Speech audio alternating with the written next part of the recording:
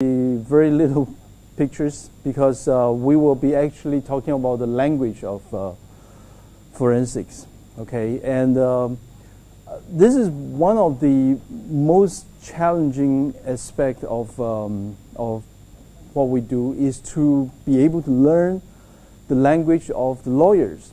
Okay, the law's language. Okay, so that when you present your work, you are able to communicate to the opposite side. Okay, and funny as it is, the English language is what we predominantly use, at least this group, had a long struggle against the Latin and the French. Okay, so just give you a little bit background.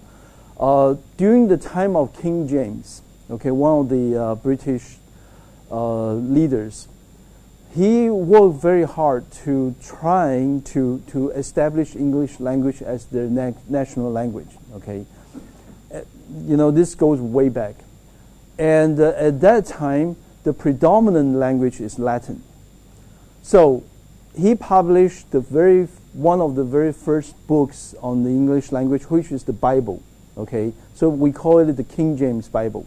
It's written in languages of Dao, Dai, and so forth. You know, language that we don't use today. So there are many versions of Bibles that's been translated over and over, but that was one of the original. Okay, and the reason he wanted to publish that is so that his people can read the Bible using their own language, which is English. Okay, but the legal system today, still we have to borrow a lot of our lingos and languages from the Latin. Okay, and so today's lecture we're gonna actually go through and learn a lot of those. Okay, and you may not have the background of Latin, but using English as your predominant professional language, we actually come across a lot of Latin words. Okay, we just don't, consciously realize those are actually Latin. And I'm not talking about Latin-based words. I'm talking about taking literal Latin words and use in our daily application. Okay, but even before that, how does a job start? Okay, that's really one of the most challenging part. Okay, because even after you graduate, okay, you may be hired into a consulting company. Okay, and one of the most difficult thing that for a engineering student is once you get into a job, how does everything, you learn so much, how do you apply them into real life? Okay, that's always a challenge. And if you work and so it's very important for you to get a good mentor after you graduate. Okay, because that person, whether she or he, will be the one that would take your hand and show you how to be a professional civil engineer. Okay, and so it's regardless of a big company or small company, you need that one person that guides you. Okay, and in a typical company setting for forensics, you will be performing almost like an apprentice. Okay, so a strong forensic engineering company, they have a set of established either notes or practice forms and so forth that they will transfer to you, and you're supposed to learn.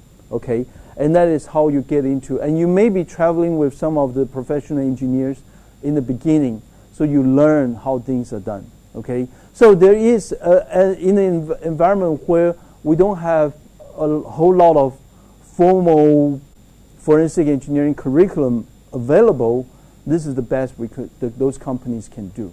Okay, and so, but as a professional engineer, the first thing that you do when you start a job is always you got contact by somebody. Okay, either it's a lawyer or an individual, a property owner, or somebody who needs an investigation. Okay, so they come to you, however that they found out about you doing this work, who knows, okay? But they will approach you, okay? And you'll have an initial conversation, okay? They will be telling you, oh, Mr. So-and-so, are you able to do this investigation? I have a failure, and this is what I think what happened and so forth. And then you will through the discussion, you understand what's going on. And then at that time, you either ask, hey, can I come and see what happened? Can we have a face-to-face meeting? Or if you think you're comfortable to handle the job, you would just tell them, okay, this is something I can do. Let me draft out a contract or some kind of agreement. Then, we can start doing the work, okay? And so at this point, you pretty much understand the problem, okay? And so in your initial memorandum, you need to define, okay? I'm going to investigate in Altonaga a building collapse, okay? In your agreement, you will write some basic information. The building collapse happened on this date at this time, okay? And what is involved, 2-story building completely gone or whatever. So what you are doing at this point is really defining the problem, okay? You don't have to tell people how you approach the investigation, but your job is that, your company, SL&G, okay, consulting, will be engaged in this project as the investigator, okay, and express our professional opinion and so forth, okay? And in there, you probably will give a budget, okay? So you estimate we may cost this much and so forth, but usually not in the initial agreement, okay? And then once you decide that this is something that you can do professionally within your expertise, okay, and then you will, and you have determined there is no conflict, okay? It's not something that, you don't feel comfortable defending. And it's really, really important, especially if that incident is somebody, you related, your wife's company, your husband's company, and so forth. So those potential conflicts you need to determine even early on, okay? And once you determine there is no conflict, you can express a non-biased professional opinion about that investigation. Then you proceed with the contract, okay? Now, a lot of times when people come to you, they don't necessarily know what they are asking, okay? Hey, I'm just not happy with how they built my house. I think it's failed, okay? But you as the engineering expert, you obviously know more, okay? So in the process, you really are serving as an advisor, okay? And so you will teach the people and let them understand what is involved. And sometimes, maybe even in the beginning, you will already tell them, I don't think you have a case. Your case is really weak. So please understand that, I'm not trying to discourage you, but I think, your case, may not be the right party to go after, or this is a natural cause. I don't think you have a case, okay? And so it is okay because you are serving as an advisor to them, okay, based on your professional knowledge. And then compensation, okay? Even early on, a lot of times we give them an estimate, but there need to be an understanding that as you get involved, especially in investigation case, sometimes you need additional work. Sometimes maybe even way more than your initial estimate, okay? And so the first site visit becomes extremely important, okay? So you can decide on when you wanted the compensation, okay? So in other words, you can break down your cost in phases, okay? So you can let them know, I'm going to come for a one-day investigation, and I'll give you a basic assessment, how extensive we have to do the investigation, okay? And maybe even some opinion at this point. But understand that at that moment, everything that you do, you say, you write down is already professionally binding, Okay, so it's already legal binding. Okay, so you go and visit and you look at, oh my goodness, this building was 5 times bigger than I imagined. Okay, I have to go to every room and that will take, wow, a month. Okay, then, okay, just let the client know. And then this is what your estimate of the cost. Okay, if you work for a professional company that has been doing this for a long time, they usually have enough experience to come up with a reasonable cost. Okay, once you have that done, usually the lawyers will ask you some critical questions. Now, forensic is a little bit different from construction or other engineering works in the sense that you don't have a lot of liability issue. Okay, so in other words, in the Western societies, when you do a professional work, such as design and so forth, there is always a professional insurance associated. Okay, and if you work for a company that does forensic work, usually they have the insurance, cover all the employees. Okay, and so you can do that. But if you are serving as an independent investigator, you may have to be required to purchase your own insurance. Okay, so those are very important, at least in the Western society, that you are required. But the forensic, because of its unique nature, okay, because you're not involving in design, you're not involving in the building, okay, construction. So your professional insurance may be less, okay, but nonetheless, it's good practice to have some kind of professional insurance. Okay, and then after your agreements, after your contract is signed, then you are free to start your investigation. Okay, then you start getting busy. Okay, collecting information, start thinking, doing all the drawings, review all the drawings. Okay, so take a lot of time. Okay, and then you form your team like we discussed yesterday. Okay, but when you take the team out, you have to realize that, again, the unique nature of forensic is that you're dealing with a law-based investigation. Okay, so all the things, all the critical practices, like if you have to remove or disturb the incident sites and stuff, you have to make sure all your team members fully understand. They can't just walk around and do whatever they want. Okay, and so that aspect is very different from other engineering practices. Okay, and how do you collect evidence? How do you collect information and so forth? Okay, and so there is a whole set of detail that we included in the PowerPoint. As I mentioned yesterday, when you interview witnesses, okay, which is extremely important, make sure you document and make sure that you do it in a very friendly manner. Okay, you are not there and one of the most important thing is you have to make people understand that you are there not, you don't work for one particular party. I mean, yes, you are paid by either the defendant or the plaintiff, but you are creating a neutral, okay, so you are not representing the interests of any party, okay, because people sometimes get defensive. Okay, you're coming onto my property, if you're not working for me, maybe you're trying to prove that I'm wrong, or, so people always have that mentality. So present yourself as a very, very friendly manner would be very helpful.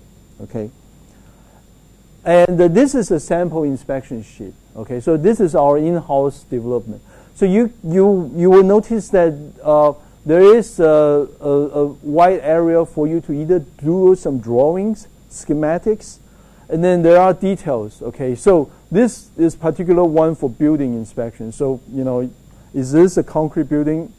In other words, you have to profile your problem. Okay, and we will talk about in the structure and the geotech sections. So we will talk in detail. Okay, how do you profile? So there's two very important aspects. One is to profile the problem. For example, are you talking about a beam failure? Are you talking about, a bridge failure, a building failure? They are different. Okay, and then is it a foundation problem? Is it a retaining wall problem? External, or is it a pile? In other words, you have to be able to profile that particular problem. There's two reasons. One is, the failure mode may be different, okay? And so you can almost isolate the type of problem. And then the second thing is the failure mode. So you have to be able to describe how it failed, okay? Is this, for example, geotech, is this a soil liquefaction problem, earthquake or non-earthquake, okay? Like I described yesterday, if you have a groundwater path change, okay, and some of the soil liquefied, your foundation suddenly have a differential settlement, okay?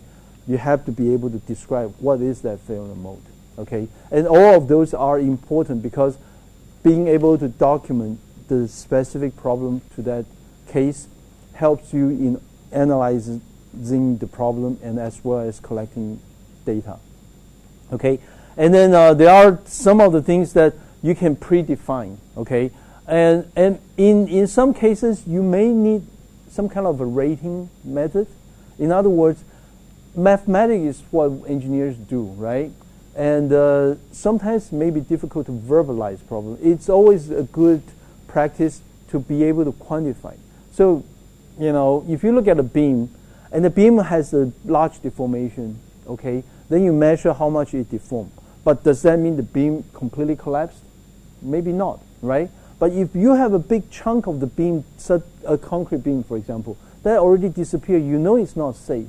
So maybe you can give a safe rating of certain quantity, okay? So usually we use 1 to 3, okay? 0 means no damage, okay? So those are the kind of things that you should set up, okay? Would help you later on in remembering what the problem is, okay? Oh, and in your PowerPoint, I added one, enlarged so that as a sample for you, okay? And when you do eyewitness interview, it's very important to document not only the time of the incident, but also the time you talk to that particular person, okay? Because when you go through the litigations, a lot of times the questions and the concerns will always be related to, they will be asking specifics, okay? On this day, have you talked to Mr. So-and-so, okay? And then, yes, I did, okay? And what is the content of your conversation? Because you may be talking to the same eyewitness multiple times, okay? So those are very important documentation. And then you'll be asking a lot of specifics such as, who are you talking to? Okay, their names, their professions, what they do, their age, and so forth, okay? And then what do they know about the incidents? Okay, so for example, here we give example, knowledge of a construction failure, okay? Do you know what they are doing here? A lot of neighbors doesn't know, they don't, especially in the West, people don't talk to their neighbors, okay? Then, I don't know, something happened, so then he's not a useful witness, right? Okay, and it is also very important to document the specifics of what they conversed, okay? For example, when we were in the Philippines investigating one of the major hurricanes, we talked to a lot of the local people, and some of the engineers were actually being able to explain what happened, okay? Because when the hurricane comes at very high wind speed, everything becomes dark. You can't see what's happening. But they were describing to us, hey, in the very strong winds, we actually hear high-pitched wind within the wind, okay? And so recent hurricane events, we have been able to observe what we call the tornadoes within hurricanes, okay? So within that big cyclone, there are actually small bursts of wind gusts and turbulence that happen and cause significant damage that otherwise would not have happened, okay? And so those are really important information and observations. when we were in Vizag in 2014, and we were doing the investigation, and the locals were telling us there were two winds, okay? I think one in the afternoon, one in the morning, right? And they're coming different directions. And we were able to look at some buildings and actually physically see that it was damaged by two different directional forces, okay? And so those are important information that you wanted to document as best as you can, okay? And then if they allowed, always have their contact information, okay? The reason is because sometimes your memory may not serve you properly. You may want to go back and re-interrogate them about what happened, okay? And so it's always useful. And it's very important that you document, write notes in front of them, because it makes them feel serious, okay? And then they will not change their stories. You know, next time you talk to them, you know, it becomes serious. There are a lot of people that I interview. They actually remember me, okay? I mean, in America, it's not hard to remember Chinese, you know, but they actually remember many details about me as a person, okay? So that would be helpful because you're building up a relationship, okay? And then when you ask them questions again, it becomes easy, okay? The format of interview can be, you know, most of the time is very casual, okay? He's standing there, you're standing here, you walk by, and then start talking to them and asking them questions, okay? So those are not difficult to do, but some people have the tendency of wanting to walk around, okay? And that is when it becomes tricky, okay? So, you know, a farmer who works in the yard next door to this building that collapsed, he had no problem. He would want to go in there and start, picking up. See, this is the door that went down. This is the time when you tell them, please don't do that. You know, this, you may be disturbing the evidence, okay? And so those kind of interactions becomes really critical, okay? And then once you discuss with them what happened, usually when you go back, you have to organize your notes, okay? And you may have to call them to clarify some of the points that you mentioned. Did you say that you heard a bang or a bong? You know, because a bang and a bong means two totally different things, right? And so those are the things that you need to clean up. And especially when you talk to people who are local, they may have a different way of describing, you know, their local dialect or language, okay? And so being able to clarify all of this becomes really critical, okay? Documentation. So in documenting the evidence, it becomes really critical. And this is the part where your advanced degree helps, okay? So with all my reports, I use the format of our technical publications. How do you reference? How do you cite your references and so forth?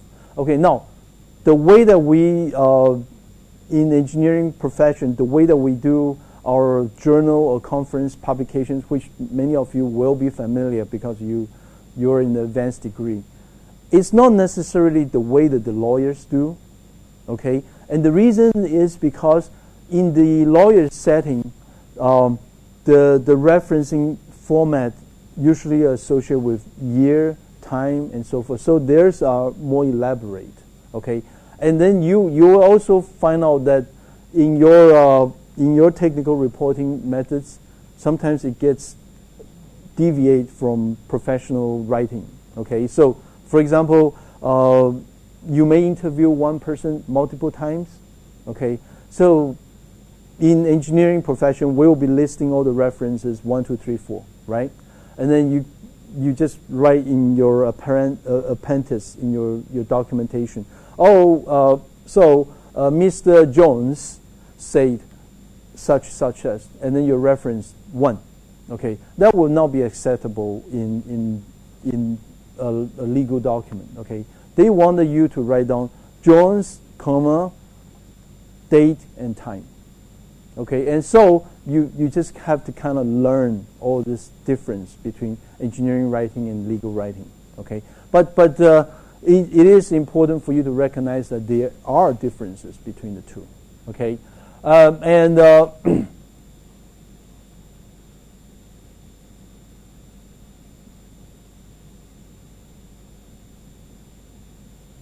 okay.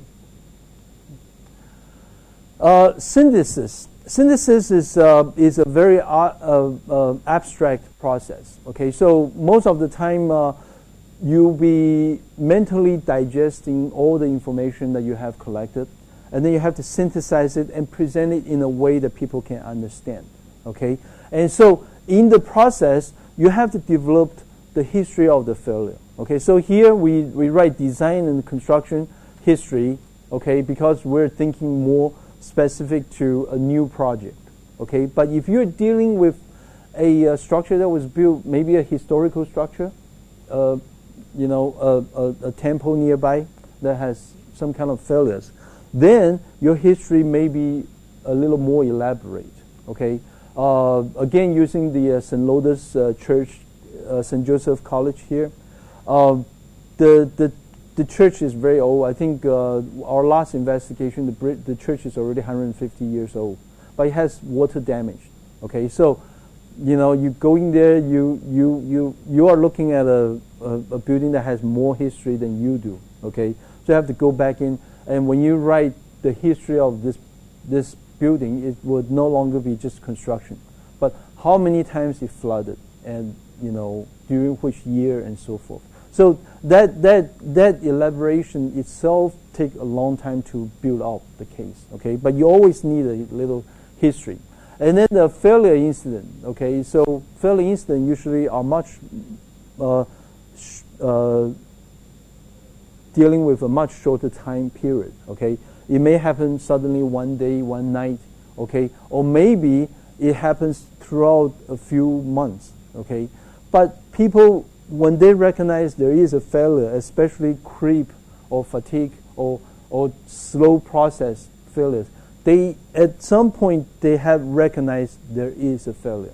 Okay, a common person would be able to tell. Okay, and that becomes very important for you to document exactly what happened, because people are not trained in engineering language, so they would not be able to tell you, oh, it creeped over a period of 2 months. It's up to you to establish that history. Okay, and so being able to educate them and tell them what's the problem and help them to reconstruct the time event becomes extremely important. Okay, and at the same time make sure that you don't put words in their mouth so that they don't just say everything that you told them.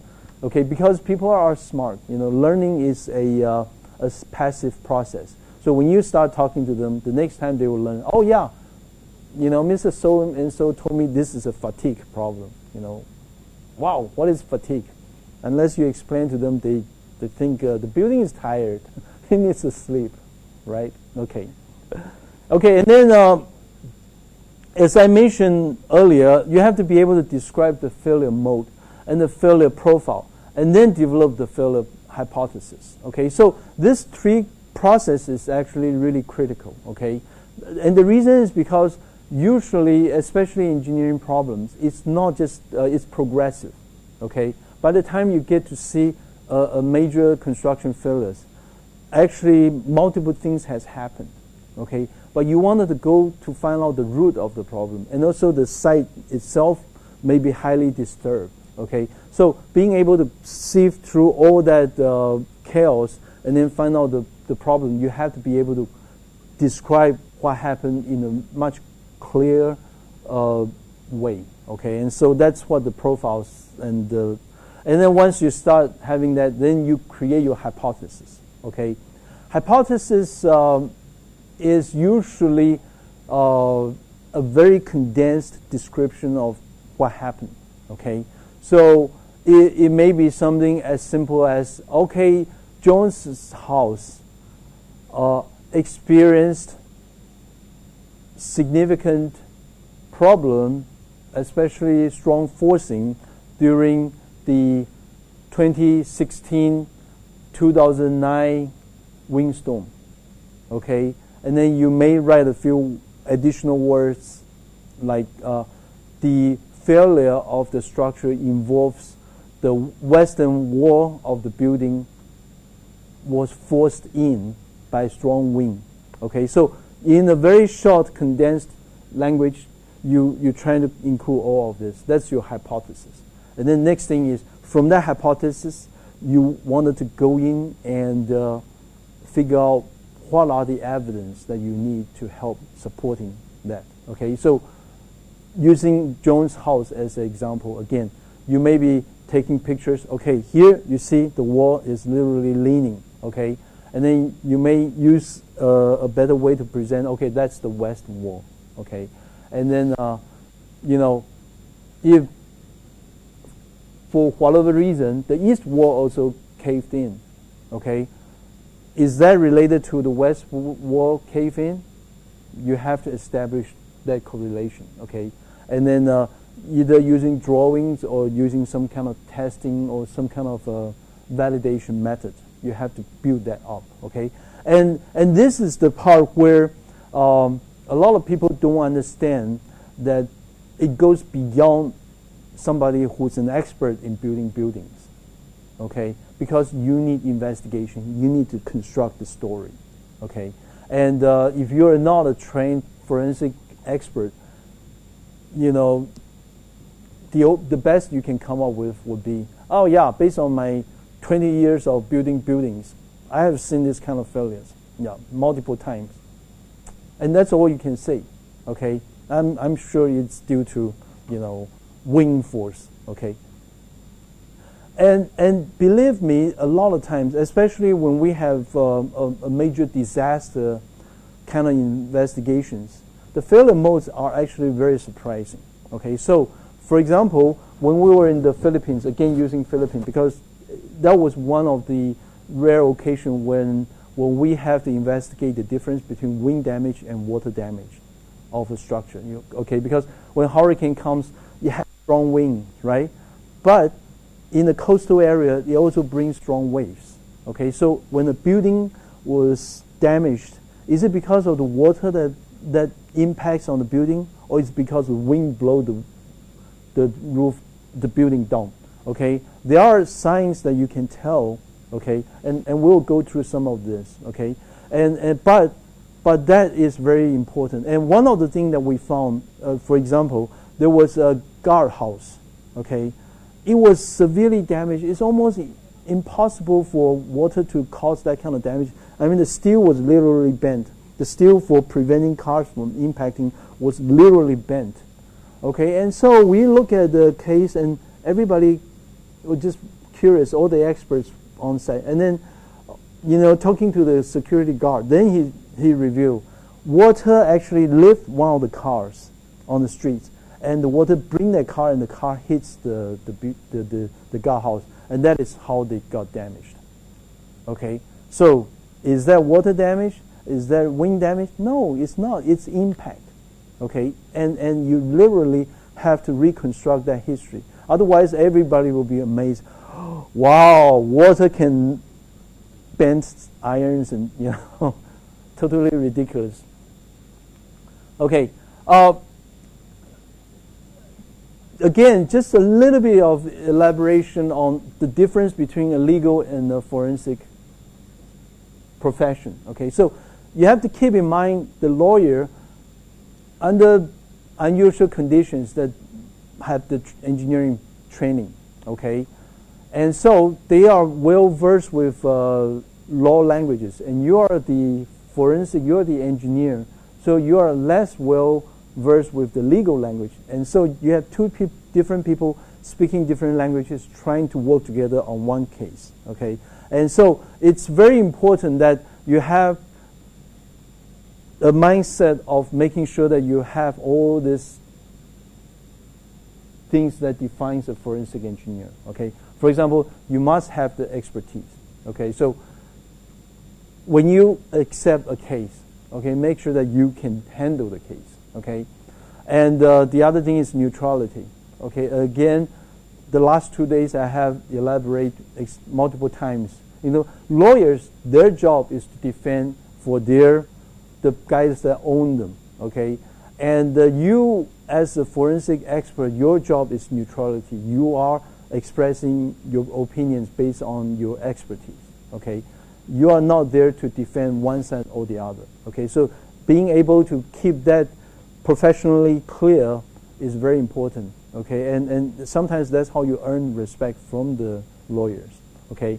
And the next thing is court presence, okay? So when I started my career in forensics, I was young and less experienced, and sometimes it can be scary, okay? Because you are sitting there and the lawyer's job is to make you feel insecure, okay? Because they want to question you, okay? And sometimes they may go overboard and become really critical, okay? So I remember in one particular case, so if you look at my dossier, my professional experience, my CV, okay, it sounds like I'm a guy that do all the large testing, okay, because I do blasting, I was in the field, do a lot of transmission towers, testing and so forth. So that particular case, I was actually involved in the testing of the tiles, building tiles. It's a very small job. And so the opposing lawyer asked me very legitimate question. Dr. Chen, your dossier shows that you are doing things outdoor. Okay, what do you know about tiles? Well, he didn't know this, but my family owns construction company. So ever since I was very young, I've been working in laying out this kind of stuff. So it didn't show in my portfolio, but I told him I probably lay enough tiles to qualify as an expert. But the important thing is not how I'm trained. In this particular case, I'm actually defending my opinion based on my investigation. So what happened is my student and we have gone through the failed building, and then we dig up a lot of those tiles and prove that the tile fell because they didn't construct it properly. There are a lot of dust underneath the tile. So the epoxy that they used to bond it to concrete didn't work. Why? Because the dust has caused the epoxy to fail. Okay, so it had nothing. I remember that lawsuit was they trying to sue the manufacturer of the tiles, saying that they're substandard. That's why it fell prematurely. But that was not the case. It was the contractor who laying the tiles didn't do a proper job in cleaning up the concrete. Okay, and then they put the epoxy, and that's how it fell. Okay, so we have picked up several of those and document that there are dust underneath.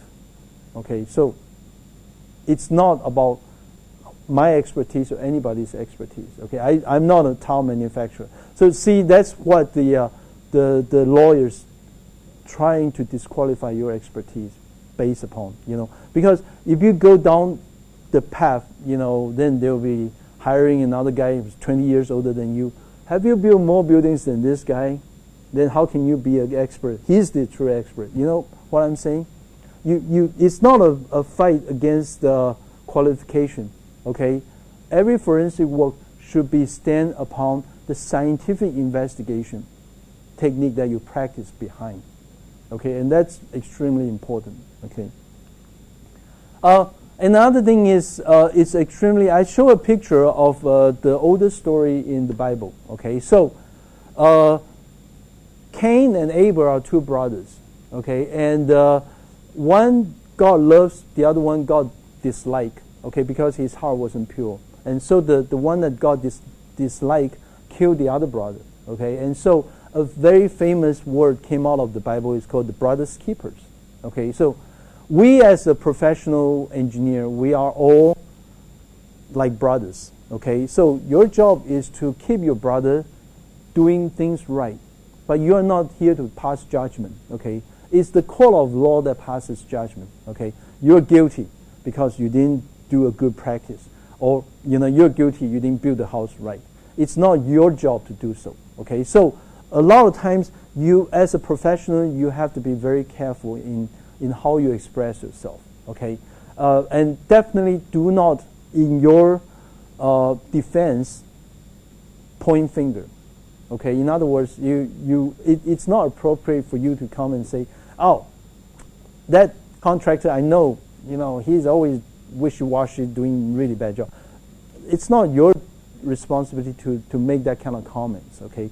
Your job is to sit there and defend the case based on what you have done, okay? I have shown you, for example, the Hyatt Regency case, okay? We treat Mr. Galen, Jack Galen, with high respect, okay, as I described the other day, okay? Not because he is the owner of a failed engineering firm that we point fingers, but because we all may, at some point in our career, fail in our professional responsibility, okay? But upholding one another so that we can do the best as our profession is our responsibility. And that is the principle behind brothers keepers concept, okay? And that is why I don't know if the engineering ring and all those practices has come to India yet, okay? But in America and in Canada as well, it starts in Canada. So we have a professional engineer ring, okay?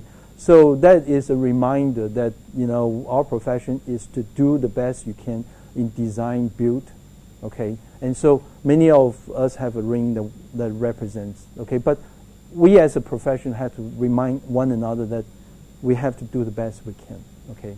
Because we are trained professionals, okay? And functions and responsibility. This is not related to a case, but just in general, okay? Forensic engineers, by nature, should be able to translate what we know, educational-wise, to something that people can understand, okay? So I can write a technical report full of engineering jargons, but that is not going to serve the lawyer or the court any good because they don't understand what you're talking about, okay? And so being able to put the lingos down a bit and let people understand the true cause of the failures is extremely important, okay? And the responsibilities of a forensic expert also include, other than investigation, how you prepare your report, okay? And also, how do you testify in court? It all becomes very important, okay? Your attire, okay? So every time that I go to talk to the lawyers and representing, I would dress formally, okay? Because you're representing our profession, okay? Wearing shorts and then sitting there does not project, or with dyed hair or, nose rings or, tattoos. Are not necessarily. I mean, it's common now that in Western, young engineers have tattoos and stuff. But even so, they would dress a white shirt to cover those up, because you're representing a profession. Okay. Okay. So a little bit about development of hypothesis. In fact, this is the part where it becomes really, really critical. Okay. You have some kind of opinion that will generally formed, okay, as you get more and more involved in the case, okay?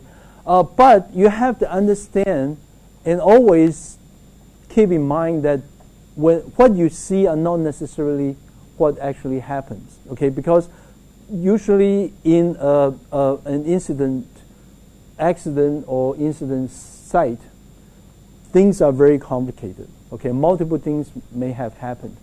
And so, as a engineer, when you go through that, okay, you have to give yourself a lot of warnings that, what you see are not necessarily what actually happened, okay?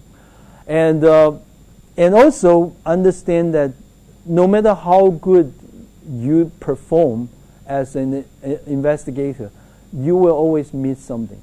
Okay, simply because you can't see everything, okay, and that understanding is extremely important in in the process of when you're setting up your hypothesis. Okay. And later on, I will also describe, why we will never be perfect in our investigation. Okay. And simply because you cannot be able to tell everything from one visit, okay, you realize that the hypothesis forming process is a repeated, it's an evolution. Okay, in other words, when you first encounter into a case, you don't right away form your opinion, because as more evidence comes, okay, your opinion will swing, okay, and you will have more dimensions that you see the problem, okay, and so don't come to judgment too quickly, okay. That's what I'm trying to tell you, okay, and this is the most critical part. Everyone is a critic. In other words, it's human nature, okay. When we see something happen, we always trying to form opinion, okay. And so keeping that in mind is extremely important, because you have to make sure that you don't get swayed, okay, one way or the other, okay. A grandma came by and just tell you, that I know it's going to happen, I know it 20 years ago this is going to happen because they didn't do this right and so forth. Yeah, okay, that's her opinion, right? It does not necessarily be what happened in the case. So being able to maintain an unbiased mentality is what, important in this process, okay? Okay, causation analysis, cause analysis. This is one of the most difficult part, okay?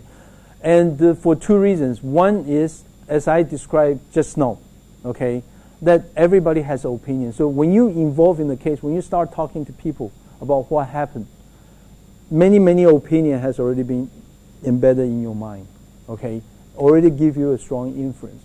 But at the same time, to establish the true cause of a problem, okay, it's like doing a chemical testing. You have to take all the improbable causes away, okay? So from your engineering training, okay, you should have realized that that process needs to be scientific. In other words, you cannot just say, no way. That wall collapsed because of groundwater? No way. That's a structural problem. That's geotech problem. It's not the reason. You cannot simply do that. Okay? You ask yourself the question, what is the evidence? Okay? Where is the evidence? How can I construct the evidence? How can I invent evidence? Okay? So a mock-up test is always something that we do, okay? A mock-up is build a model of what happened, okay? And that sometimes would help. You cannot build a mock-up of an entire building. Sometimes it's hard, okay? But I will show you throughout these 2 weeks, some of the mock-up tests that we do, okay? But if you are doing for example, that window frame, okay? If that window frame fail, you can easily build a mock-up. In other words, you can, in your lab, build part of that window frame, okay? Maybe cut part of that out, okay? For example, water intrusion, okay? You build that and then you spray water from the other end and see if water would actually indeed come through, and how does it come through. Those are what we call the mock-up specimen, okay? So in the forensic investigation, your testing or your causation establishment can be done in numerous ways, okay? Setting up something that's almost look identical to actual scenario is one way. The other way will be material testing. Trying to, for example, this failure is due to concrete material, okay? So can you, in your lab, recreate the same kind of material that they use? For example, the concrete mix, so you use their concrete mix and then build multiple cylinders and then crash them and see how they fail, okay? Or if it's a chemical change, erosion or, chloride attack, you can take them and then replicate and then try in your lab multiple times, okay? But that experimental setup needs to be designed, okay? Just like when you are in your MTech, how do you design your proposal? How you do an investigation? It's the same process, okay? And then you just make 50 specimens, and then each one has a variation, and how do you prove your point? Okay, so those are all valid methods. Numerical simulations, okay? Can you build a finite element model, okay? Doesn't have to be full scale, but just enough to show, hey, there is a stressing because of such and such, okay? So it's up to your imagination to come up with that method to prove that the cause of this problem is, okay? But when you do that kind of design, you always have to keep in mind you're not doing one test to prove you're right, but you should do 100 tests to prove that all other possibilities are not likely. Okay, this is a very different concept. Okay, one is to prove this is right. That's what most people do. But as a scientist, you're wanted to prove all the rest are wrong. Okay, and that is the scientific approach. Okay, and that is why some of those can be expensive. Okay, and then building up, finally, your conclusion should be this is the most probable case. If you can assign a statistic number to your probability of a case, would be extremely helpful. Okay, because everybody understands probability. Okay, so if you have 3 causes and you'll be able to assign, okay, cause number 1, 60% sure that's how it happened based on my experiments. You know, cause number 2, 30%, cause number 3, 20%, and then cause number 4, 10%. That would be very helpful to the lawyer and also give you credibility in the actual defense. Okay, because you know the judge will ask, how did you come up with 60% for cause 1? Oh, I did 200 experiments and see this is all the specimens I did, and then 60 of them fell in this case. Everybody understands. Okay, you are using very basic high school statistics to prove a point. Okay. Report of findings. So report writing is again extremely important. Okay, you need to be able to demonstrate professionally. Okay, so professionalism in civil engineering sometimes can be tricky. Like some people like to use passive voice. Okay, unlike journalism, they like to use the active voice. Okay, I went to this place and I found that wall collapsed. That's active voice. Okay, because I am the one that found. But then in passive voice, it will be that wall has been collapsed during my investigation. Okay, so the wall becomes the subject, and then as a result, you use passive voice. Okay, so why engineers do that, I don't know. Okay, just like we discourage students when you write a journal paper, you don't write, I did 200 experiments. We always say 200 experiments has been done. You don't use that first person viewpoint. Only engineers does that. I sometimes work with scientists and they like to use I did and so forth. Okay, which is refreshing because it's very straightforward. But engineering doesn't do that. Okay, so you just have to know and recognize that there are differences in the way that we express our opinions. Okay, but you should always make sure that you have a high standard. So I do my practice through a law firm most of the time. Okay, and so every time I submit my report, I always ask the lawyer, please go through, because I may be writing in a hurry, and there are some, sometimes my tenses may be inconsistent. So have a second eye to review that would be very helpful. Okay, and as I described, Professor Henry Petrosky, his wife is an English major, so that always helps. Okay, so I'm not suggesting that you should go and marry an English major, but professionally, we need a second eye, okay, just to keep our job proper, okay. And this is the time that have a colleague working closely with you that you can feel comfortable to let them go through your draft writing is also very helpful, okay.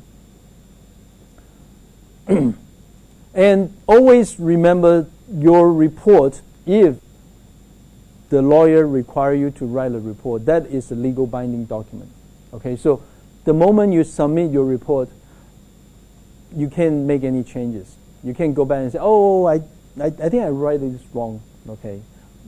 That cannot happen, okay, because there are many times when I have to do a defense, the lawyer will be asking you questions. Okay, this document that you sent to this gentleman, your client, on this date, okay, why is this different from another one? So I have the habit of, because sometimes they demand you give them report quickly, okay, if they demand a report. And I don't feel comfortable telling them that this is my final conclusion. So I always have an interim report, okay. So, hey, this is what I found up to this time. I have more investigation. They say, okay, fine, you can do more investigation, but give me this report. So I would write interim, okay. And when the opposite lawyers ask you questions like, oh, you have what? Version 1, 2, 3, 4? Yes, because, I was asked to submit what I have studied up to that point. Okay, so that's why I have an interim. But, later on I have found more data and I have more analysis, so I have a final report. Okay, so they will ask you, so which one do you want me to read? Oh, the final report. Okay, it's okay. You can elaborate, okay, but always make sure that when they ask you questions, you have to be very precise, okay. And there are many times when I was giving a deposition, that is, the opposite and your lawyers both ask you questions even before you go to the court, okay. They will be taking out a lot of those sticky notes, okay, because everything now they are document all the evidence, okay. So this evidence 1, 2, 3, 4, 5, 6, 50, 80, 90 sticky notes, okay. Everything they will document very clearly, okay. So when you are in that case, you realize everything that you do is very significant, even the picture that you submit, okay. So that is really, really critical, okay, to keep that in mind. You can't change once they put a sticky note. This is evidence number 25, okay. You cannot change anymore, okay. And because if you change, then you become you can go to jail if you suddenly swap. Oh, that was, well, unless you make everybody all agree, okay, all parties, like, oh, so for example, sometimes I take my kids with me to do investigation, and they will be, in one of the picture, it will be like, oh, this is not evidence. This is a picture of my son, because it's so cute. I want to take a picture of him, and so we'll pull that out of the evidence. Those are allowed. Okay, and oral report. So sometimes you are required to give an oral presentation. Usually not a full presentation. Usually they will just ask you, okay, verbally tell us what happened. Okay, what have you done for the case? Okay, and what is your opinion? So you will be able to sit down and then start talking in a concise manner. Okay, it is really difficult to do an oral report, especially if you are not a public speaking kind of person. Okay, so for us, that's what we do. We give lectures every day. So we feel comfortable stand up and then just talk. Okay, but even that, you have to be careful because in the lecture room, maybe sometimes you tell a little joke, ah ha ha, everybody laugh, to release the pressure. But when you're in the court, please don't. It's not a good time to be funny. Okay, you can be polite, but don't be funny. Okay, and those are the critical elements that you need to. Mannerism is extremely important. Okay, and as I mentioned many times, because everything that you do when you have the contract in your hands becomes critical, legal binding. So sometimes the lawyers ask you not to submit a report. Well, if you don't have a written document, how are you going to remember everything that you have done? So you may have a little dossier that has your stuff that you may be able to bring it to help you memorize, but then it becomes tricky because the opposite side may ask you, okay, go through your notes, but you keep referring to that picture numerous times. Can we keep that picture? Okay, are you willing to submit that as an evidence? If you don't, then everything that you talk about that picture need to be scratched from need to be taken out from the records. So those becomes extremely critical, and that is why it's always good when you do a deposition, have your lawyer besides you. Okay, so he can help you decide whether that would help the case or that would actually incriminate your finding. Okay, so those are details that you just have to learn as you practice. Okay. And the final report, as I described, there are a lot of details that goes into it, but always remember every word, every sentence that you put in there all have meanings. Okay, so don't elaborate, write like a prose or a poem. No, you want to write it as concise, as professional as possible. Okay. Just a little bit on the format. Okay, so there are many ways that you can create your own. Usually, if you work for a company, they have a standard format for reporting. Okay, but you should have one that describes the purpose of your study and the history of what happened. Okay, description of the project, your observation, your testing, your analysis, and your conclusions. Okay. During the past several years, Dr. Shen has started to develop his own format of reporting. Okay, so hypothesis is, you don't have to, but if you have a format, it's helpful when you get really busy. You have many cases that you have to investigate, so it's always helpful for you to have a standard format that you can always follow. Okay.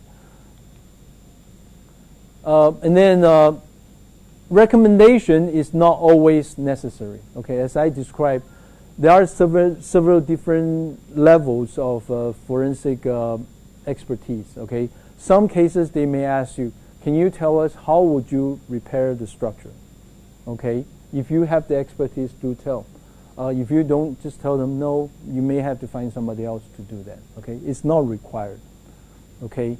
And finally, appendix. Okay, so usually my report is very concise, very short, but I have long appendix. Why? Because you may have 500 pictures. Okay, all of them are important, but they don't necessarily support your writing. Okay, because you want to be concise. So I may include 5-6 pictures in my report, but then whatever that you have that you think is important should be all in the appendix. Okay, and believe me, when you start getting involved in this kind of cases, the appendix become very big. Okay, so I remember in one lawsuit related to blasting, it was a coal mine blasting, surface mining case. When I accept the case, they actually sent me boxes and boxes of blast records. All of it print out. So the lawyers waste a lot of kill a lot of trees because they have to document so much. Okay, so those boxes and boxes of blast records are still in my office, because you wanted to keep them for a long time. Yeah. So do you have the freedom to discard all the irrelevant evidence which you find under law, or? No, if they send it to you, you cannot discard. Yeah, because when they send it to you, they already document this is evidence. Yeah. But the one which you have collected? Yes, you may. Yeah. In fact, you are encouraged to do. Yeah. Yeah. Because again, the principle is you want to be concise. You don't want to have 500 pictures, only one that really relevant, the rest are all useless. Yeah. So you wanted your own evidence, but remember the moment that you submit to your lawyer, all of them become important. Before that, it doesn't matter. Okay. You can within a certain time. Okay. So you have to remember that legal proceeding, that's why we call it proceeding, is a process. You know, the two sides will be working towards the goal, which is either resolve that case or go to court and fight. Okay. So during that process, there are times that you can modify, you know, as long as your lawyer always ask for permission, approval. Okay. If they see that there's no reason for you to keep that, they will discard. They will agree. Yeah. But you do that in a discretionary manner. Yeah. Okay. So we already covered a lot of those points. Okay. So now we're gonna go to the boring part, the Latin language. Okay. The reason I wanted to bring this up is because yes. Testing, yes. Yep.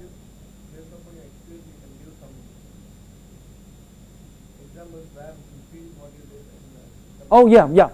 Throughout this 2 weeks, I'll give you ample of examples of what testing we have done.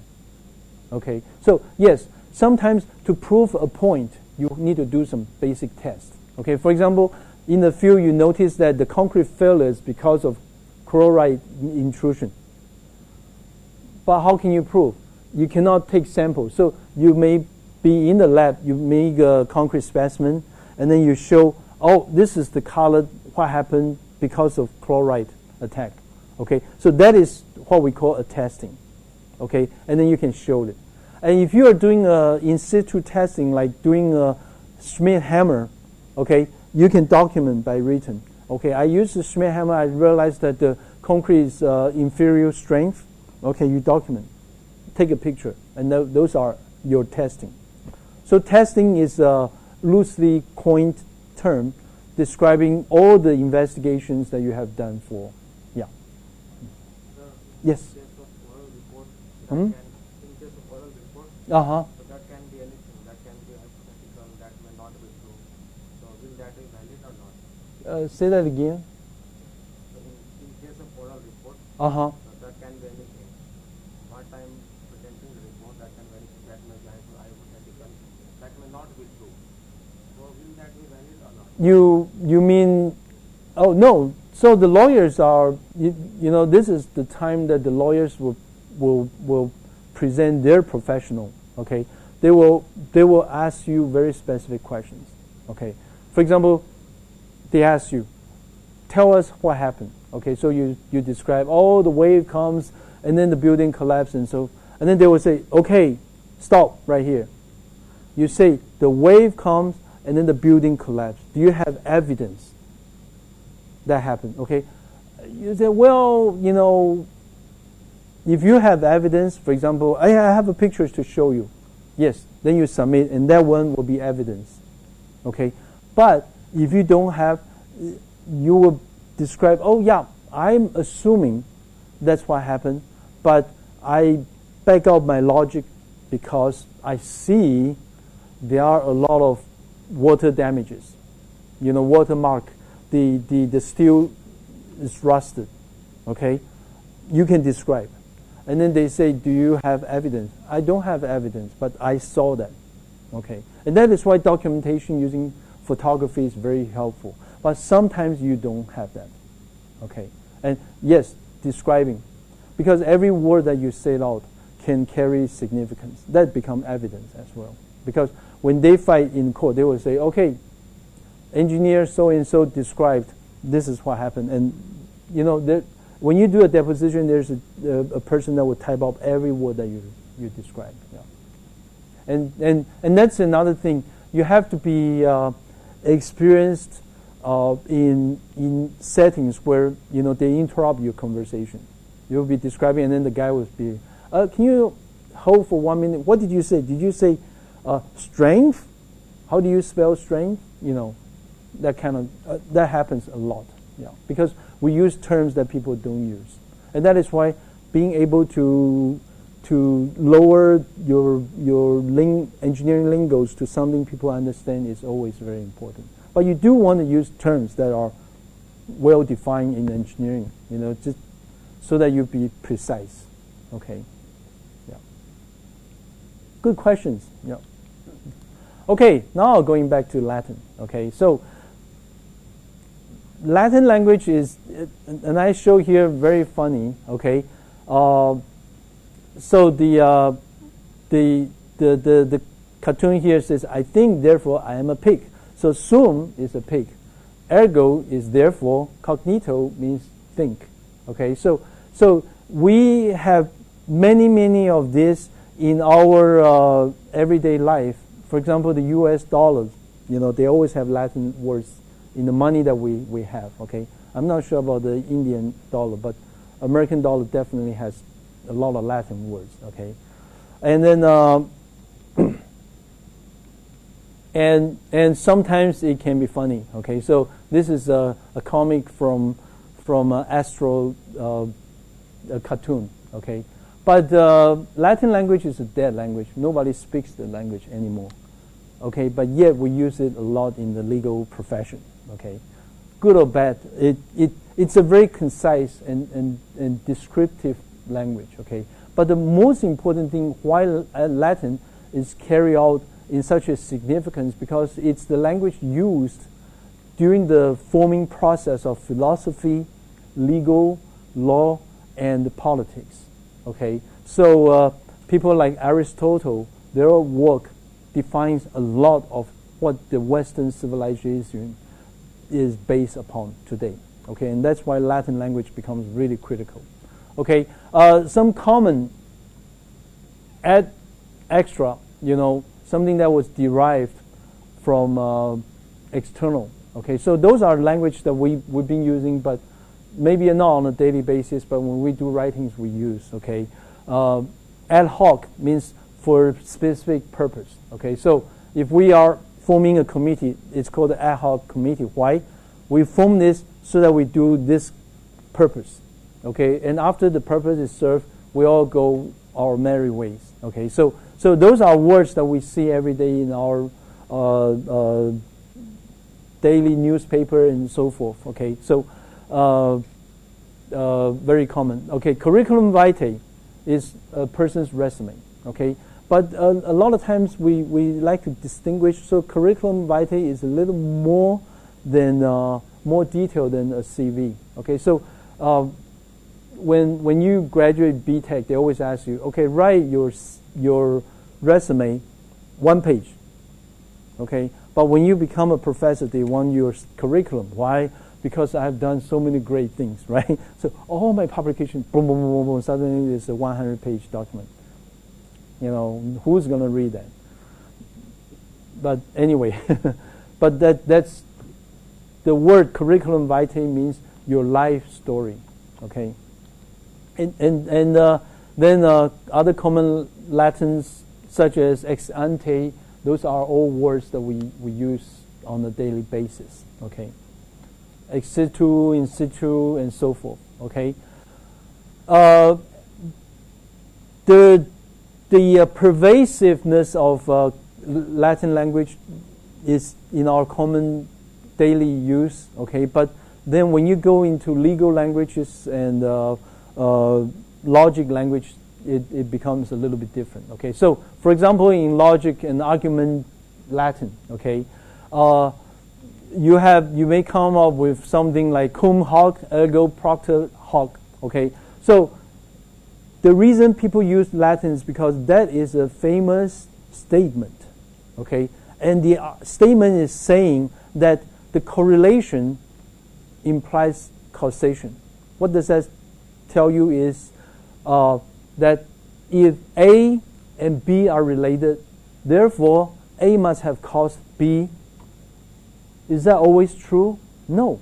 Okay, just because I'm using a really blunt example. This is a female, this is a male, so they must be husband and wife. No, right? So that kind of logic is not necessarily accurate. And in the forensic case, this is the kind of things that you would be struggling, okay? And it's very important to understand that our logic are not always right, okay? And that is why you have to watch for fallacies, okay? Most of the time in civil forensics, we are more straightforward, okay? But if you have seen those movies or TV shows like the CSI, criminal investigation, they go much more elaborate, okay? Oh, that person is dead. Why? Because he was drunk and he got hit by a car. No, but I found that in his blood there is a certain trace of toxin. Maybe somebody drugged him, okay? Somebody put poison in his alcohol. That is how he died. So he was dead before the car hits him. Wow. Can you imagine civil engineering doing that kind of investigation? Man, that building collapsed. Yeah, but you don't know that the building collapsed because the inner column actually dropped into the ground. Oh, why? Because there was a little large animal underneath and digging on the ground. We can't do that. Civil engineering, we don't do that. But there are cases where we got fascinated, like I was describing about the Tacoma Bridge, right? Even today, people are still arguing how that bridge collapsed. So you realize that even for civil engineering structures, sometimes, especially when the phenomenon goes beyond our professional training, in other words, it goes into the unknown domain, it becomes argumentative, okay? And then logic really, really plays a big part, okay? And no causa pro causa, not the cause for the cause, okay? In other words, sometimes the cause may not be the true reason for something happening, okay? So those are lingos that you may be seeing in your legal proceeding. Lawyers love to use those words, okay? And then you'll be like, what? But if you understand a little bit of those, then you understand what they are saying. Yeah. Because for them, this is daily life, okay? When they argue against the other parties, they are trying to mentally imagine the best argument there is to defeat the opposite side, okay? So logic and the presentation, how do you support your arguments and so forth, those are really, really out there for those lawyers and not so much for engineers, okay? Okay, there's more of those. And I will also discuss a little bit more about this because engineering, especially forensic engineering, is really an inverse problem, okay? You see the problem and then you're trying to imagine what happened. It's not like homework problem, okay? If 100 plus 200 equal to 20, not always that case, okay? Okay, legal Latin. So there are a lot of legal terms in the law profession, especially when every time there is a deviation from a regular law, they have to establish another law to uphold that original law. So that's why the law profession, they read a lot of laws, okay? Their training is basically how do you establish a law so that you can protect or defend a certain scenario, incident, argument, and so forth, okay? And so there are many terms, like you may come across absolvo, okay? That means the judge has acquitted the defendant, okay? So if you're defending a company that was being under legal investigation, and then the judge say, okay, they've been absolved. That means they've been acquitted. They are no longer guilty. Okay, so that is good. Okay, and then there are others like actus reus. That means criminal act. Okay, and so forth and so forth. Alibi, affidavit. Okay, affidavit is a word that is used very common. That means a statement made under oath. Okay, and then alibi is the person that is defending you. Okay, but not the lawyer. Okay, so Grandma Mary saw that I drove the car and not hitting that wall. Okay, so she's my alibi. She saw. Okay, and so those are the legal representations and words that are commonly used. And then there are some special laws, like we were saying, common laws. Okay, there are only the lawyers understand, such as this: cessante ratione legis cessat ipsa lex, a rule of law that becomes ineffective because the reason for its application has ceased to exist. Okay, for example, in American we have a lot of arcade laws. You're not allowed to sing in your showers on Sundays. Okay, I mean, this was dedicated 200 years ago, a law. But today, who cares if you're singing on Sunday, taking a shower, right? So those are those cessante or cessante laws, okay? Laws that are dead, okay? But there are many of those. May not necessarily relate to us, but yeah. And then causum fregit is a very important one. It means illegal entry, trespassing, okay? Consensu with consensus, extra legum against the law. And so sometimes the lawyers may in their documentation write in this kind of languages, okay? And you may not fully understand, okay? That is fine. You just ask your lawyer, okay? Your side of the defense, okay? So what are they asking me here, okay? And then he will explain, oh, this is what they mean, okay? So that communication is extremely important, okay? There are many times I have to ask my lawyer, what are they asking? Because they're trying to help you and use a very non-engineered mind to pose a question, and then trying to be tricky at the same time, okay? So there is times they use lawyer technique, like make you really tired, asking you the same question over and over and over. Then they're trying to catch so that you misspoke, okay?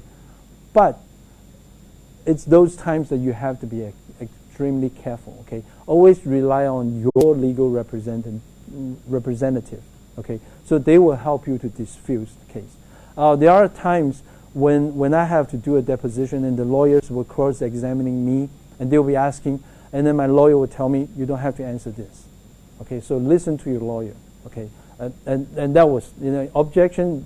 That's not a valid question. Why do you even ask him what he had for breakfast yesterday morning?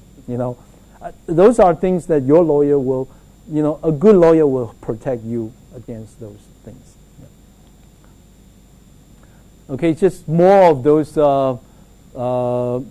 legal terms. Okay, nothing that really stands out. But I think, unfortunately, right now there is no such a dictionary or professional book written for forensic engineers so that we can be familiar with the legal terms, okay? I think those are things that are good for us to learn, okay? So we don't have to necessarily go through all of that. I'm also trying to see if anyone that stands out that is particularly important.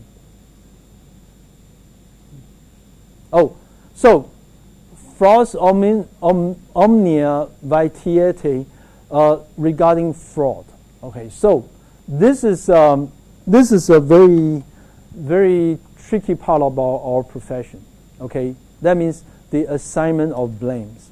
In other words, many times, especially when cases where somebody intentionally do something wrong, okay, then it becomes extremely critical for a forensic engineer to make sure that you don't misspoke, okay? Because you may, now this is going a little bit beyond expertise, okay? Maybe because of something that you say or you found, and then resulted in somebody who being assigned a blame, okay? For example, a contractor built a house. Oh, a good example would be the higher regency case, right? The contractor who modified the design may very easily be identified as a fraud because he changed the design And so the engineer who's responsible of validating his design should have done a better job in making sure that modified design is okay. But if the contractor, and a lot of contractors do that, trying to use less materials or trying to save a few dollars by use substandard, non-qualified elements, it potentially may be a fraud. And when that happens, they can go to jail. And so it becomes very important for you, and I believe in those incidents, the lawyers will particularly force you to identify that as the guilty party. In other words, you maybe ask questions such as, do you think it's the responsibility of the contractor to make sure that the materials are used properly, always buy the material that is required? So your responsibility becomes extremely important, in the fraud case. Most of the time, I personally have not been encountering any fraud except for the case for the tile, because most of the time it's an accident or something result of an action that was not done proper.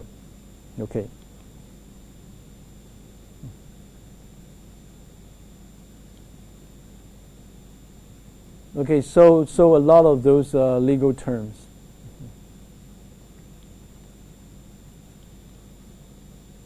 And all of these are in your notes. So when you get this, so we will not ask you in the finals, please define non-contendere.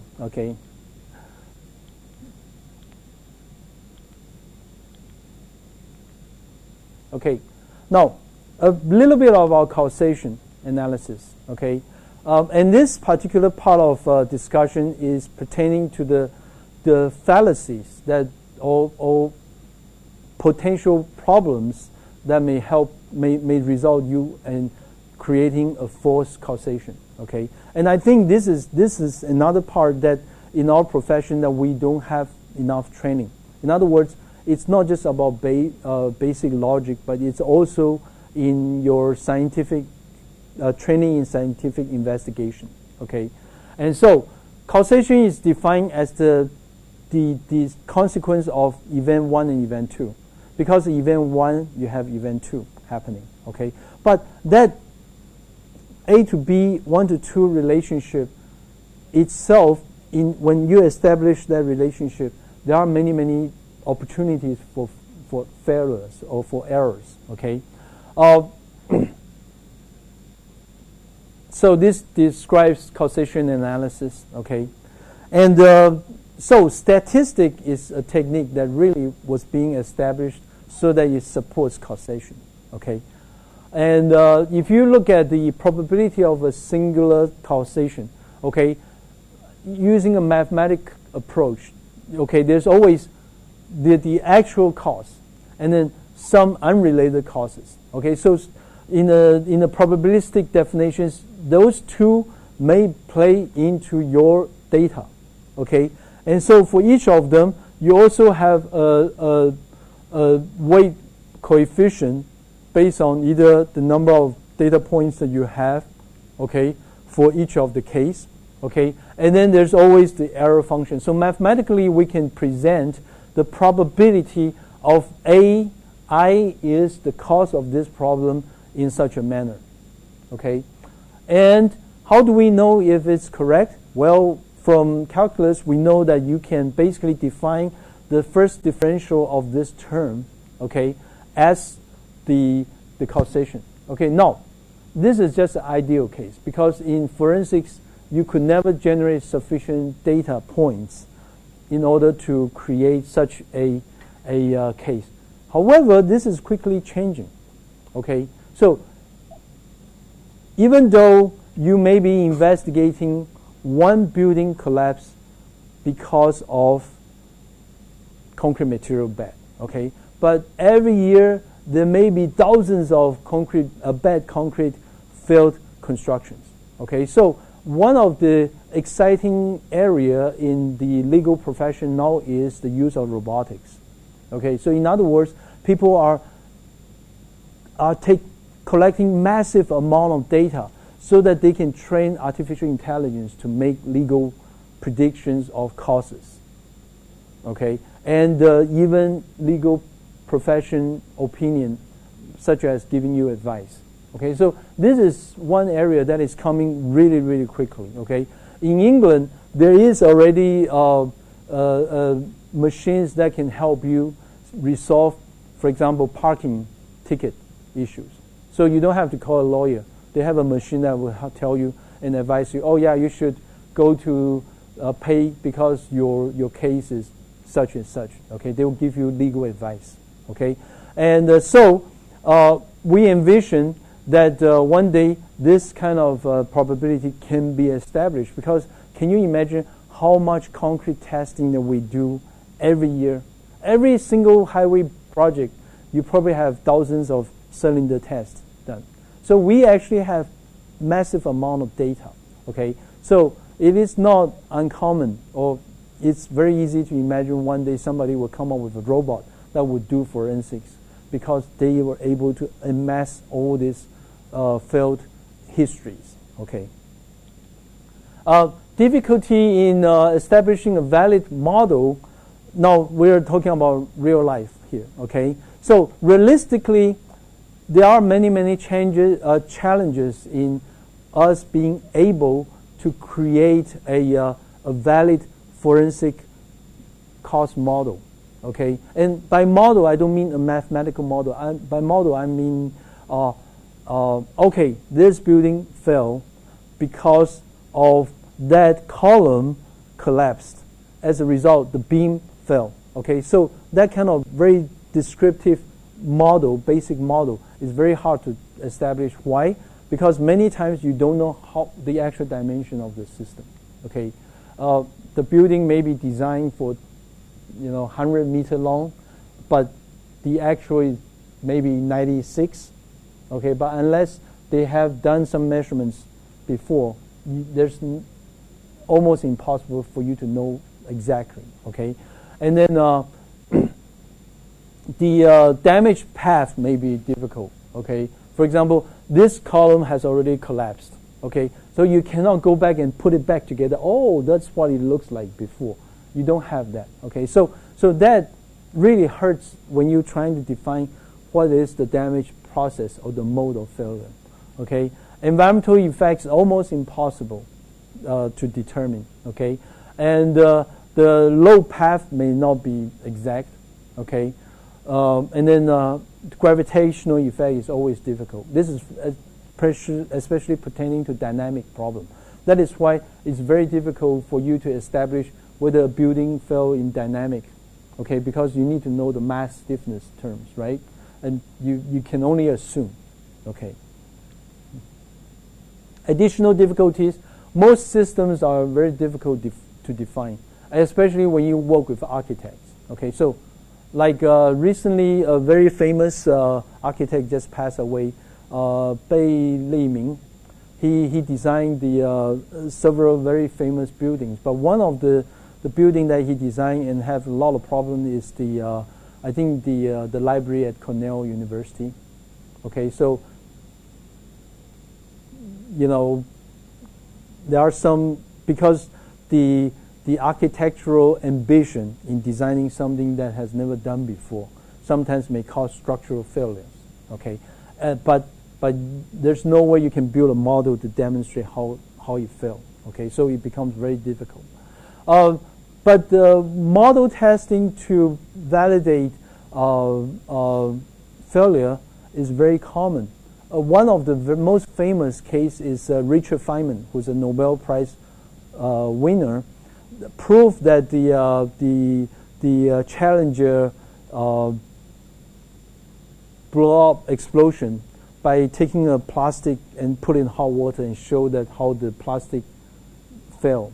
Okay, so it was a very simple test, but if you are smart to be able to demonstrate something using that simple a model, that would be the optimum for forensic. Okay, something that we should always try hard to demonstrate. Okay, and the other thing is, many times the instrument to properly do an investigation is too costly, or doesn't exist, or the client refused to pay that much money to do that investigation. So all this limits on how we can build a valid model. Okay. And then again, correlation is not necessarily equal to causation. Okay. And then a typical failure analysis for forensics, you don't have enough evidence. You don't have in-between data. You don't have uncorrupted data. Okay. You pick up a specimen from the field. It may have already been touched by many, many people. Okay. And so the evidence may not necessarily. And then there are a lot of times irrelevant data happens, mixed up in the mix. And then the interruption of your investigation or analysis process. One of the challenge for me personally is the time duration for a litigation is so long, okay? And life gets in the way. So many times if you investigate a case and then they come back to you 2 years after, you mentally lost a lot of the details, okay? And that is why keep a very good record of your investigation becomes extremely important, because you can go back and study and then realize, oh, yes, now I remember so-and-so said what, and this is what I found, and so forth. Okay, so those are really critical stuff. In fact, when I'm trying to prepare for this 2 weeks lecture, I have to go through a lot of my past records. And, another problem is Microsoft Word has gone through so many versions. So some of the pictures disappear from the older Word document. Oh, I'm like, no. Okay, but, that's real life. Okay, so there's no good way of keeping a straight forward documentation. So if some of the pictures you look at that looks blurry, because I probably pulled that out of a PDF file, or Okay, reasoning in failure analysis. Because of the lack of evidence, that means that it becomes more important for you to become a very logical person. Okay, your logic, it relies on your ability to reason. Okay, because of the lack of evidence, and that is why, many times we trying to come up with the best representation of what happened. Okay, either through a drawing or either through very limited study or analysis or testing. So it's very time consuming for you to not just think about doing it in the regular way that you do stuff, but you have to go back and think, okay, is that the best way to present my case? Okay, maybe I have to modify the way that I used to do something so that it can be presented in the best way. Okay, so you will never be perfect. Okay, and many of the failure analysis are opinion rather than truth, because we don't know the truth. Okay, and so the important thing is, how do you prove that you are right? Okay. The roles of expert opinion, as I described, okay, right now, worldwide, we all depend on your qualification, okay?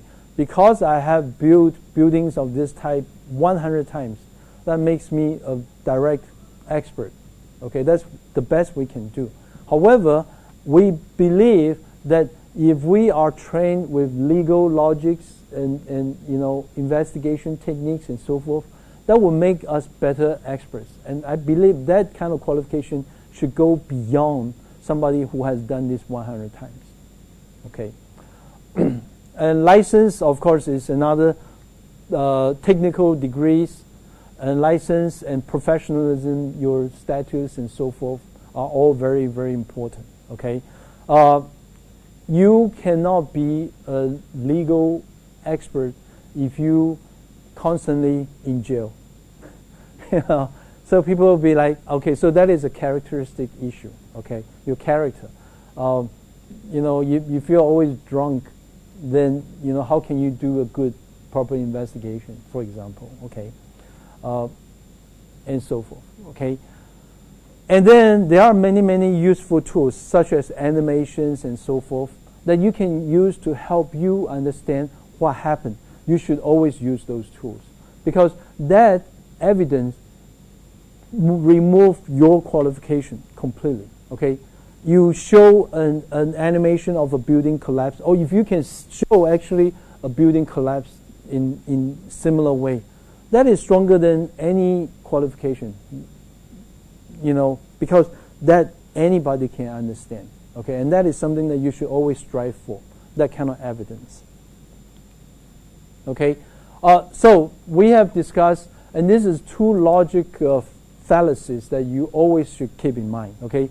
If A is related to B, therefore A must have resulted in B. That is not always true, okay? That's cum hoc ergo propter hoc, okay? With this, therefore, because of this, okay? That is definitely a flaw, okay? I mean, there are so many times I try to practice this even in my daily life, okay? So I have students always, you know, do stupid stuff, okay? So one guy came like, oh, Dr. Chen, I cannot do that. Why?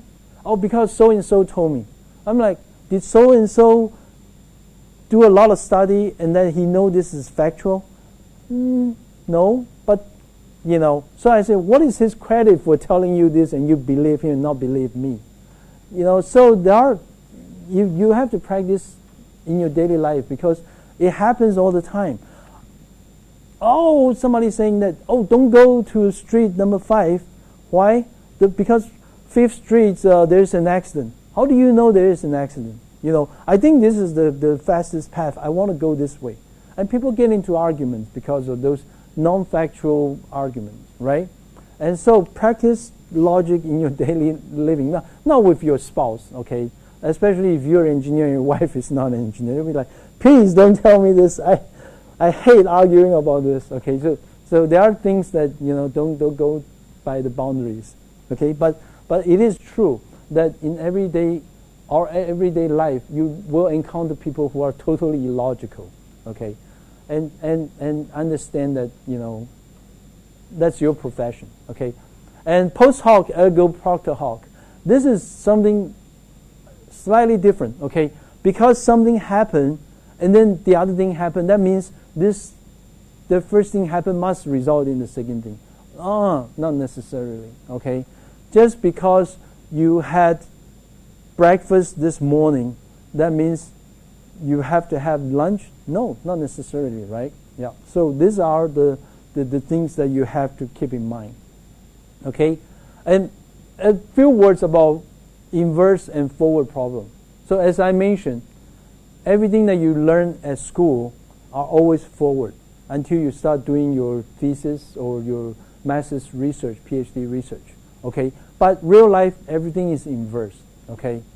Oh, many of you are at the age that probably your father is going to help you find a spouse, okay?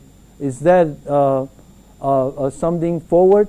Well, there are so many girls in the world. Which one should I choose? It's not straightforward, right? And so there's guidelines that helps you find the right spouse, okay? And so those are the critical questions that in everyday life that you have to do, okay? So inverse problem usually means you have many possible solutions, okay? And then there are many different types of inverse problem. So there's not just one type of inverse problem. So using using system approach, okay? So this is a black box problem, okay? If you have an input, go through the black box, you have an output, okay? So that's a forward problem. 1 + 1 = 2, okay? That is always correct, okay? Therefore, if x equals 1 and y equals to don't know equals to 2, that means y must be 1, right? So that is very straightforward. But then if I reverse, if I give you only the process, which is addition, and then the output, then you have to find the answer that is inverse. Okay, that's what we call inverse problem. And then the other type is you don't know what is this. If x equal to 2, y equal to 4, what is the function? Okay, what is the black box that carry out this relationship? Okay, then this is not straightforward. Okay, and as a matter of fact, all scientific investigations are not straightforward. Okay, and that is why it takes us 100 years to realize that, oh, light is not just wave, but it's also particle. Okay, actually more than 300 years. Okay, because it's not straightforward. Okay, you cannot just logically deduct that is the answer. Okay, and then another even more challenging, this is what we call the output only problem. Okay, you only know output. How can you know the process? How do you know the input? Okay, this is extremely difficult. So the only way to solve this kind of problem would be to accumulate a lot of outputs. Okay, and then from the outputs, see if you can either statistically or reasonably come up with the process and the input. Okay, and so these are several solution methods that you can deal with inverse problems. Okay, and always you come up with the best fit answer, the best result, kind of like curve fitting. Okay. This is what I call the ultimate inverse problem. Okay, so in the Bible there's a story about the king of Babylon. Okay, so the king one night had a dream. Okay, and when he wake up, he's like, "Oh, my dream disturbed me." So he get all his wise men and say, "Please tell me, what is the meaning of my dream?" And the wise men say, "Oh, please, king, tell me what is your dream. Then we'll tell you what it means." No. If you're really wise, you should know what my dream is, and you should tell me what my dream means. That's the ultimate inverse problem. Okay, you have no clue what the king is talking about, and yet he wants you to tell him exactly what he wanted to hear. Okay, that is the ultimate inverse problem. And many times in forensic investigation, that may be the problem you're trying to solve. Okay. So what is the academic solutions? In civil engineering, it's very difficult for us to build a building, another building, and fail them and prove that this is what caused the failures. But in forensic science, it's a lot easier. Okay, so in the U.S., at the University of Tennessee at Knoxville, okay, they actually have a body farm. So the professor in this case is a criminal expert. Okay, he studies how people die so that they know whether it's a knife kill, poison kill, and so forth. But because human body decompose over time, okay, so his research farm is very famous because he has many dead bodies lay in the farm so that they are decomposed in different conditions and they are killed in different scenarios. And then he can collect the samples and show, So in other words, he's trying to generate a database that if you see how the body decomposes in this way, it must have because of this and such and such. Okay. So collecting as many as possible case histories or case studies is what the academics are doing today, even for civil engineering. Okay, and that is why the ASC Forensic Councils encourage people to publish your investigation, because we study your case, it may be very similar to what I'm doing. Then I can come to the same conclusion. Okay, without that, it is almost impossible for us to know everything. Okay, to perfect our skill. Okay, but that is only happens in the university setting. Okay, and that is why Dr. Sienna have been trying for years to set up a center of forensics at NITT so that we can collect this kind of evidence, because it doesn't exist today. Okay, so this is a good time to stop. That was my last slide. Any questions about this?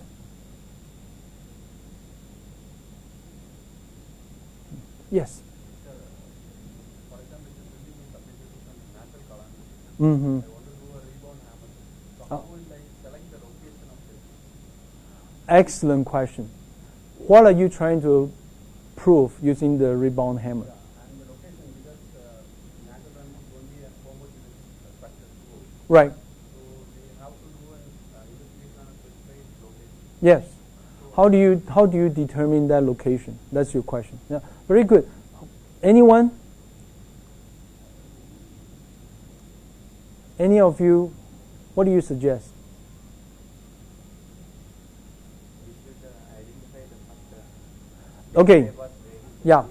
Let's be more specific. Okay. Let's say this building. Okay. There's a big calamity. The building collapsed. Okay. You suspect the material was wrong, right? That's why you use a rebound hammer, right? Definitely, especially it's related to concrete. Okay. So where should you do the rebound hammer testing? One, I will get to as close as possible to the failed element. In other words, if this roof collapsed because two of the beams broke, I will test on the beam, right? That's guaranteed. But only testing on the beams does not necessarily tell me everything. So I may want to test on the wall, which is built with the same material. Another beam that is intact, right? So that I know, hey, this beam didn't collapse because that beam used a poorer concrete. This one is a stronger concrete. In other words, you have to test multiple locations. Okay, but definitely some at where you suspect there is a problem. Does that make sense? Yeah. And no, that is ideal. Okay, but in reality, if there is a big calamity in this building that the whole roof comes down, you may not even have the ability to go to that beam that collapsed. So you may have to test outside just to prove. Okay, or until they remove that beam and then you test the beam. Does that make sense? Yeah. Yes. There was a case study that I did for my thesis. Okay. So there was a factory shed. Mm-hmm. No, actually it was a building, RCC building. Yeah. And it had caught fire. It Mm. was partially destroyed because of fire. Mm-hmm. So the investigator did NDT tests on all the 3 floors and Uh-huh. found out that from the test results that the weakest part is towards the top where there was the most damage, Mm-hmm. and the strongest is towards the foundation. Okay. So Uh-huh. they determined it from NDT testing. But the change in the material property, is it because of fire, or is it because, I mean, I don't understand why they would build a building that the material gets inferior higher up. The material No. was same. The damage was more Oh. top floor. After the fire, The after the fire. top floors became weak, and Okay. lower floors was Stronger. stronger. So the fire is from the top. Yeah, Yeah. fire Okay. was From the top. Okay. That's reasonable. Yeah. Yeah. Mm-hmm. But they were able to test all this. Okay. Did they test it using a core sample or they test in situ? Rebound. Okay. So it's in situ. Okay. Mm-hmm. That's an interesting case. In that case, they can go for some semi-destructive. Yeah. They can take some course. Mm-hmm. Yeah, and they can actually do some core testing. Some assessment. Yeah, What yeah. was the building, what happened. Right. Yep. Mm-hmm. Yes. Hurry. Generally, life of a structure, almost 50 years for which you are designing. Uh-huh. The first thing that possible here, Uh-huh. some calamities have happened, Yep. the structure has failed. Mm. Whether the party will get the insurance amount or not. Say that again? Whether the client will get the, whether he can claim the insurance or on what should be paid, how much amount you can pay. Oh, okay. So you have to understand the terms of insurance. Okay. So when you have a house insurance, you are always against certain external element. Okay. There are two kinds of insurance to a house. One is called the I don't know the legal term, but like your appliance at home. Okay, they are insured. Okay, so your water, your electricity, those are all have one kind of insurance. The other kind of insurance is your building insurance. Okay, the roof damage, your structural damage, and all that they will pay for. Okay, based on your condition as built or as used. You know what? In other words, the day they start your insurance, that condition of your home is what they based. It's not had nothing to do with the age of the building. Yeah, but of course, if your building is very, very old, your insurance may be very high, because they realize the likelihood of you getting damaged becomes a very probable case. Then they will ask you to pay ridiculously high insurance. Yeah, but they will pay as long as that condition happens after your insurance is, you start the insurance policy. Does that make sense? Yeah. Okay. Based on the depreciation It, of the building also. no. The depreciation is because of age, right? And then the depreciation is also condition, how well you. Was 45-year-old. Yes. After Yeah. construction. Yeah. So that But time will he get the insurance if it is affected by a natural calamity? but Say that building was built in 1950. Yeah. And that was affected by tsunami. Can he get the insurance? well, did you have insurance at the time of the tsunami? Yeah. Yes. Then they will pay. They will They have to pay. Yeah. full amount. They full amount. They have to. Yeah. And I will describe a little bit of our the Philippine study, because in the U.S., especially coastal buildings or flood-prone buildings, the insurance for wind damage and water damage are separate. Wind damage is the insurance company pay. Water damage is the government pay. You know, they are totally separate. So you have to prove your building damage is because of wind or water. Okay? And who pay for your insurance? So one more. Yeah. Let's take already structures in there for some years, right? Uh-huh. In that case, the calamity occurs. Yeah. But the structure itself will have its own degradation. Yes. So how to separate? But if the insurance company is willing to pay for your degraded building, you're insured. They will pay for the damage. How to differentiate the failures Oh. due to external or due to its degradation plus the addition of this effect. Yeah. Very good question. And so you have to do investigation, okay? Because when you use the building, you didn't know that the steel columns already corroded to, not even the original shape anymore. It is possible, okay? So when that calamity happens, if you can prove that building is not qualified to stand on its own, the insurance company will not pay for the tsunami damage. But usually you cannot tell, because once the policy starts, they have to pay, unless you prove otherwise. Yeah, unless you prove otherwise. Yes. What is the role of the insurance company end? Like, is it after you have used it once, or you can use it for another failure on the same structure twice? Depends on the terms of your insurance. Okay. How you agreed. Okay. Generally, will they agree for paying? Oh yeah, like cars. If you have an accident, they'll pay for your repair, but you can still insure. Yeah, but they cannot pay again. So there is in one of the legal language, it's called double jeopardy. In other words, if they already pay for this damage, they will not pay for the same damage again. Same thing. If you are being found guilty for one crime, you do the crime again, you cannot be condemned for the same crime. Does that make sense? Yeah. So insurance will not pay for the same damage. But if you drive your car, you have damage, and the insurance is still going, and then you have another damage, they will pay for both separately. Yeah. Yes. Yeah. Mm-hmm. Those are very, very good questions, because as many of you grow older, start having your own family, many things are tied to insurance. Cars is just one thing. Health insurance, medical insurance. There are many. These are things that you need to have an understanding as a grown-up. Yeah, very good. Any other questions? Yes. How do you use Latin language? Okay. One is if it tied to a certain law. Okay. So it's not up to us to use the language. The lawyer will be using those language. Okay. For example, if you have a certain evidence okay, and then you submit from your lawyer, okay, through your lawyer to the court, and then the opposite side found an argument that proved that your law, your evidence does not support the cause, then they will use one of those Latin language, because those are law languages.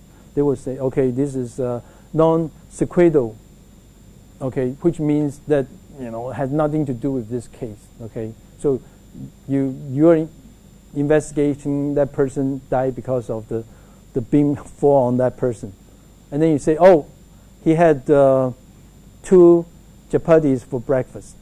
You know, the lawyers will throw your evidence out because it had nothing to do with his death. Does that make sense? Then that's non sequitur. Yes. In relation with my previous question, Okay. if there is a correlation established between the two challenges of failure, Uh-huh. what will be the scenario then? Okay. If they establish, Okay. what will Yeah. So okay. Let's be specific. Event 1. Yeah. Okay, and after that, a few months later, event 2 occurs, failure 2 occurs. Right. And And then fail. yeah. Okay. So they approach the insurance company for the second event also. Yeah. But what if there is a correlation between the two events? Okay. What will be the insurance company's stand? Okay. Let's use something specific. Okay. Event 1, we can say the erosion of a rebar. Okay. For example, a bridge that some time ago the inspector found that the rebars are heavily corroded, and then after a few months, a car went by, the bridge collapsed, and the car drove into the river. Okay. Then it's up to you to prove that that collapse is related to corrosion of the rebar. Yeah.